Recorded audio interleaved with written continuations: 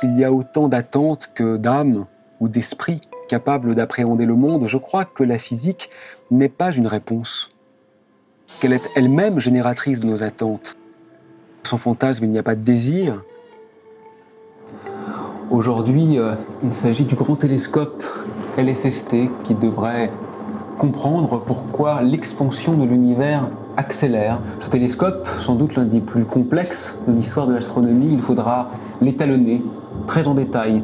Il faudra traquer les moindres imperfections dans sa caméra et c'est l'enjeu de ce banc d'études, de ce banc de test qui devrait permettre d'en exclure ou d'en corriger toutes les imperfections. Il va falloir attendre que les données soient recueillies, traitées, analysées, interprétées. Quand on parviendra à concilier mécanique quantique et relativité générale, les deux grandes sciences du XXe siècle, celle de l'infiniment petit et celle de l'infiniment grand, je crois que c'est le Big Bang lui-même qui deviendra pensable.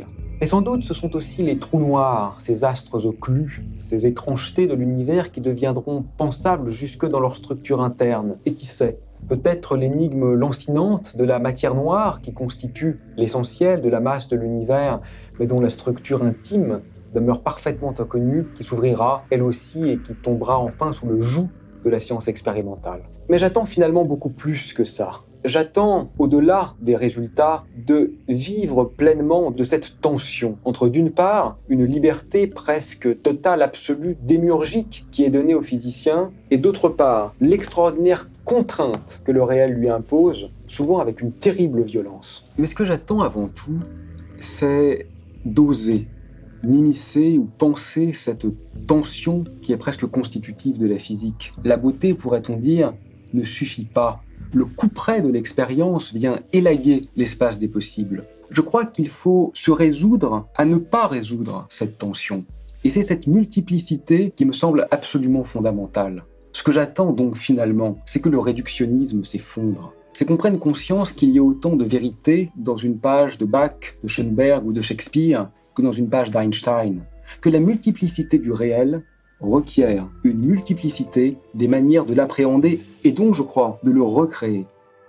Mais j'attends aussi des actes, j'attends des conséquences. Peut-on savoir que la désinvolture avec laquelle nous massacrons notre planète est sans retour possible et ne rien changer? Bon, je crois qu'il va être temps d'aller regarder cette carte avant d'aller faire court, mais je crois qu'il ne faut pas non plus sacrifier autant de latence. Parce que la latence, c'est quand on s'oppose un peu à l'inertie de la pensée, c'est quand tout devient possible, quand ça peut bifurquer, quand ça peut se diffracter, quand on peut partir en ligne de fuite. Finalement, c'est quand l'attente devient absolument inattendue.